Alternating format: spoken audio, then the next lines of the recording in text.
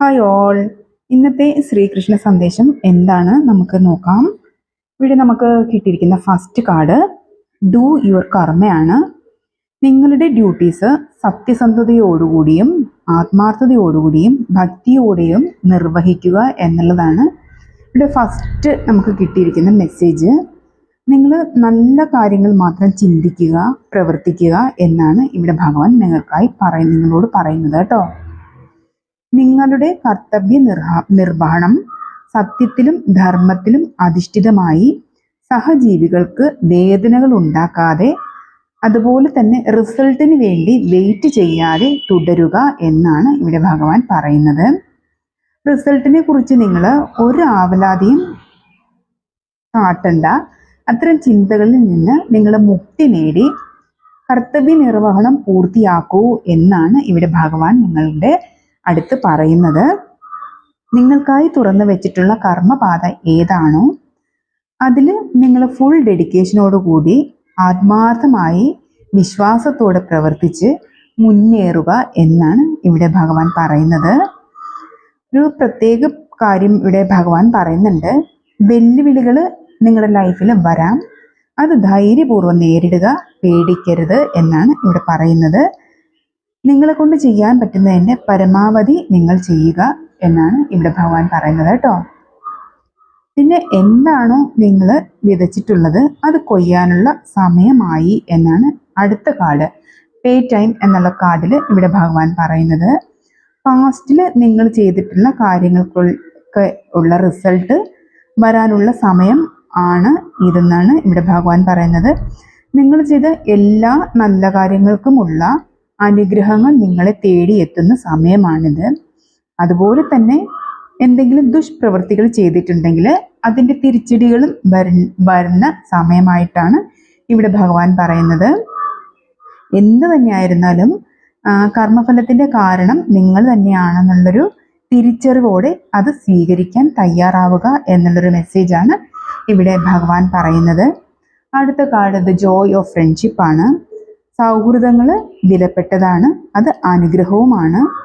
നിങ്ങളുടെ സുഹൃത്തുക്കളെ, അത് നിങ്ങളുടെ നന്മയ്ക്കും തുണയ്ക്കും വേണ്ടി കൂടെ നിൽക്കുന്നവരെ നന്നായി പരിഗണിക്കാനും അതുപോലെ അവരുടെ വില മനസ്സിലാക്കാനും ഇവിടെ ഭഗവാൻ നിങ്ങളോട് പറയുന്നുണ്ട്.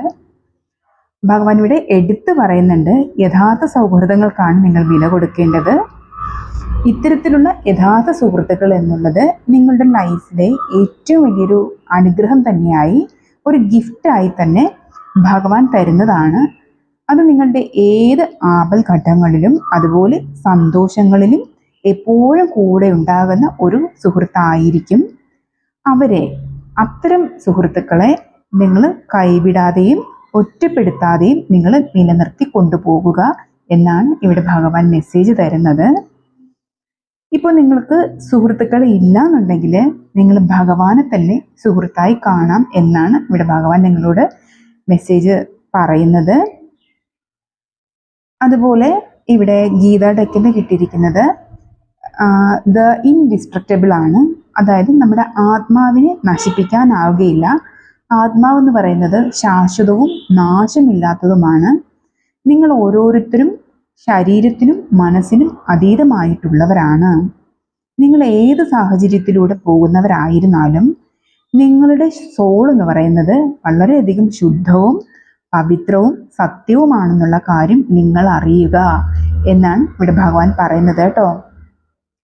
പരമാത്മാവായ ഭഗവാനിൽ നിന്നും ആവിർഭവിച്ച ജീവാത്മാക്കളാണ് നിങ്ങൾ ഓരോരുത്തരും. നിങ്ങളിലുള്ള ആ പരമചൈതന്യത്തെ, ഭഗവാനെ നിങ്ങൾ തിരിച്ചറിയുക എന്നാണ് ഇവിടെ ഭഗവാൻ പറയുന്നത് കേട്ടോ. ഭഗവത് ചൈതന്യം തന്നെയാണ് നിങ്ങൾ ഓരോരുത്തരിലും കുടികൊള്ളുന്നത്. അത് മനസ്സിലാക്കി ജീവിക്കാനാണ് ഇവിടെ നിങ്ങളോട് ഭഗവാൻ പറയുന്നത്. ഏത് സാഹചര്യത്തെയും ധൈര്യപൂർവ്വം നേരിട്ട് മുന്നോട്ട് പോവുക, അതിനുള്ള കഴിവ് നിങ്ങൾ ഓരോരുത്തർക്കും ഉണ്ട് എന്നുള്ളൊരു ഓർമ്മപ്പെടുത്തലും കൂടെ ഇവിടെ ഭഗവാൻ നിങ്ങൾക്കായി തരുന്നുണ്ട് കേട്ടോ. അടുത്ത കാർഡ് പ്രൊട്ടക്ഷൻ ആണ്. ഭഗവാനെ അറിയുന്നവർക്ക്, ഭക്തിയോടെ സ്നേഹത്തോടെ ആരാധിക്കുന്നവർക്ക് എന്തെല്ലാമാണോ ലൈഫിൽ വേണ്ടത് അതെല്ലാം നൽകി അവരെ സംരക്ഷിക്കുന്നതാണ് എന്നാണ് ഇവിടെ ഭഗവാൻ മെസ്സേജ് തരുന്നത്.